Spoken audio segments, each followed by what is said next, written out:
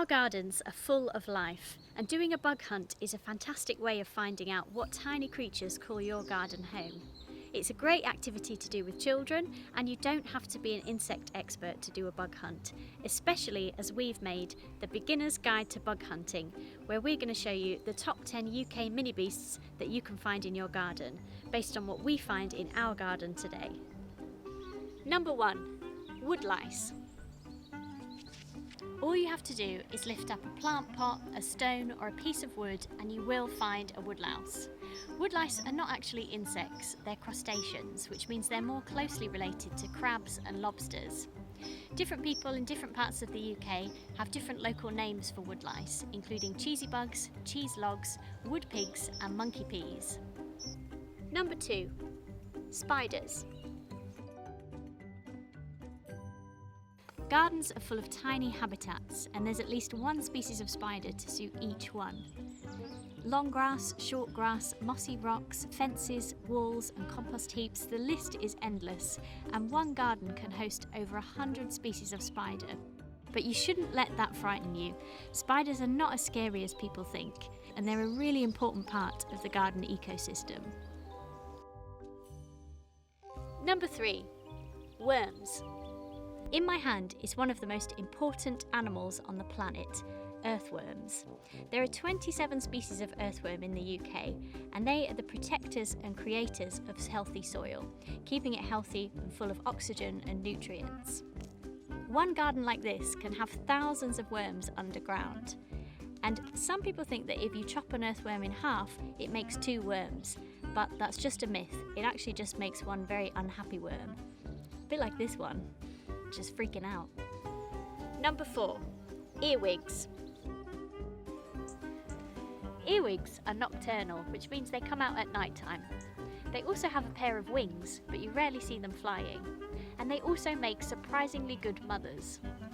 They lay 30 to 50 eggs, and they look after them all through the winter.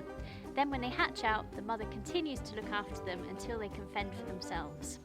Lots of people think that earwigs burrow into your ears and into your brain, but luckily that's just an old wives' tale. Number 5. Ladybirds. Before ladybirds become the ladybirds that we know and love, they go through an amazing transformation. Just in the way that caterpillars turn into butterflies, ladybirds also have a larval stage, which looks positively alien-like in appearance. Both the larvae and the adult ladybird can eat 100 aphids in one day, making them a fantastic pest control for gardeners. They're brightly coloured to warn predators that they don't taste nice, and when they feel threatened, they produce reflex blood from their knee joints, which is bitter tasting, and that puts off any predators trying to eat them. Number 6. Ants. Black garden ants live in big social colonies in lawns, soils and under rocks. In July and August, male and female ants with wings emerge from their nests and fly into the sky to mate with each other. Then the males die and the females shed their wings before looking for a new nesting site. Generally, all the nests in one area will erupt with flying ants at the same time, creating quite the wildlife spectacle in your garden. Number 7. Slugs and snails. Slugs and snails are hermaphrodites, which means they have both male and female reproductive cells. They only come out when it's warm and wet. In dry, cold winter months, slugs will bury themselves deep underground, and snails will hibernate inside their shells, sealing off the entrance for months at a time. Although they are slimy and often seen as a pest by gardeners, they're a very important food source for hedgehogs and birds, and they are completely harmless to humans. Number 8. Beetles. There are 4,000 species of beetle in the UK and 300,000 of them worldwide. They come in all different sizes, shapes and colours, and they're a fantastic pollinator as well as a good food source for lots of different creatures. The biggest one in the UK is the stag beetle, which reaches a whopping 8 centimetres long. Some beetles are vegetarians, whereas others prey on smaller insects, and some are scavengers, eating dead animals that they find. Number 9. Butterflies. Butterflies are indicators of a healthy environment, so it's a great sign if you've got them in your garden. As well as being beautiful, they're really important pollinators for plants, and they have fascinating life cycles, going from egg to caterpillar to chrysalis to adult butterfly. Some species even migrate across the globe as well, like the painted lady, which can travel thousands of miles across the planet. Number 10. Moths.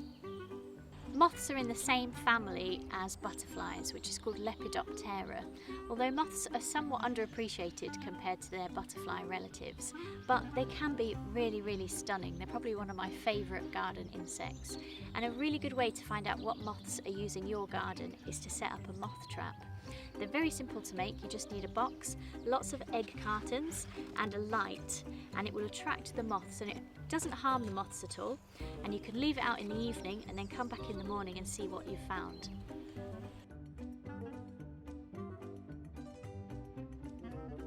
So all those bugs were found in just one day in this one garden, and there's still so much that we haven't covered, like bees, wasps, millipedes, centipedes and flies.